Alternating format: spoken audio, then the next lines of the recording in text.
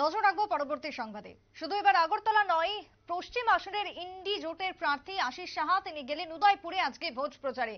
পশ্চিম আসনের প্রার্থী কংগ্রেসের উদয়পুরে গেলেন আশিস সাহা, তিনি ভোট প্রচারে। নির্বাচনী প্রচারকে সামনে রেখেই তিনি আজকে উদয়পুরে একটি দলীয় সভাতে যোগদান করেন, যেখানে দেশের এবার বিজেপির দল নির্বাচনে ক্ষমতায় আসতে পারবে না, তিনি এমনটাই দাবি করেছেন আজকের এই সভার মধ্য দিয়ে।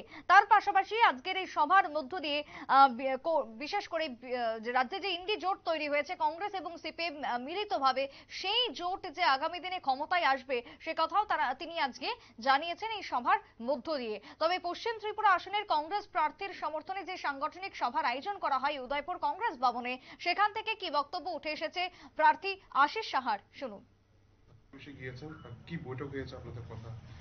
না দেখুন, বৈঠক তো সবটা তো আর আমরা প্রকাশ্যে বলবো না।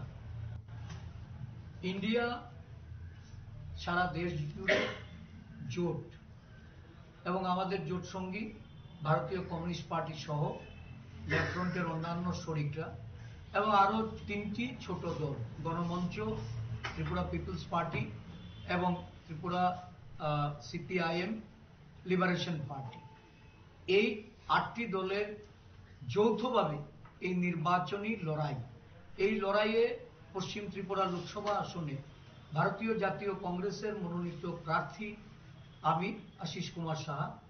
আমি আজকে সকালে বিলোনিয়ায় গেছি, সেখানে কমিউনিস্ট পার্টির নেতৃবৃন্দ, আমাদের দলের নেতৃবৃন্দদের তাদের যে সমন্বয় কমিটি, এই কমিটির বিষয় নিয়ে খোঁজখবর নেওয়া হয়েছে এবং সঠিকভাবে তারা পদক্ষেপ নিয়েছে এবং সর্বোপরি আমাদের নির্বাচনী লড়াইয়ের জন্য যে সমস্ত রোডম্যাপ তৈরি করা হয়েছে সেগুলি বাস্তবায়নের জন্য তারা প্রস্তুতি নিচ্ছে।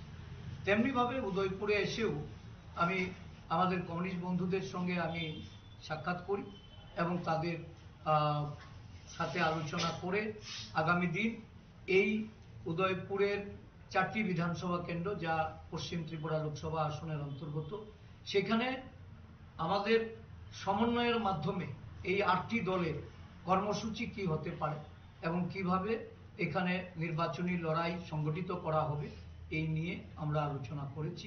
আমরা আশাবাদী যে উদয়পুরের 4টি বিধানসভা আসনে, যেটা পশ্চিম ত্রিপুরা লোকসভা অন্তর্গত, কর্মীরা ঐক্যবদ্ধ, ইন্ডিয়া জোট এখানে শক্তিশালী চেহারায় অবতীর্ণ হয়েছে এবং পূর্ব ত্রিপুরা লোকসভা আসনে এই উদয়পুর জেলার যে 3টি আসন, সেখানেও আমাদের কর্মীরা সমন্বয় তৈরি করে ঐক্যবদ্ধভাবে লড়াইয়ের প্রস্তুতি নিয়েছে। আমাদের বিশ্বাস এবারের নির্বাচনে। আপনারা শুনলেন আশিস সাহার বক্তব্য। তবে সেই জায়গাতে দাঁড়িয়ে হাতে গোনা মাত্র কয়েকটা কর্মীদের উপস্থিতি লক্ষ্য করা গেছে এবং পুরনো কর্মীদের অনেকাংশেই দেখা যায়নি, এমনটাও শোনা যাচ্ছে উদয়পুর থেকে আজকের কংগ্রেসের এই নির্বাচনী সভাকে কেন্দ্র করে। তবে কংগ্রেস কার্যত আশাবাদী রয়েছে তারা আগামী দিনে নির্বাচনে ভালো ফলাফলের ক্ষেত্রে। ছোট্ট একটা বিরতির পর ফিরে আসবো, সঙ্গে থাকুন।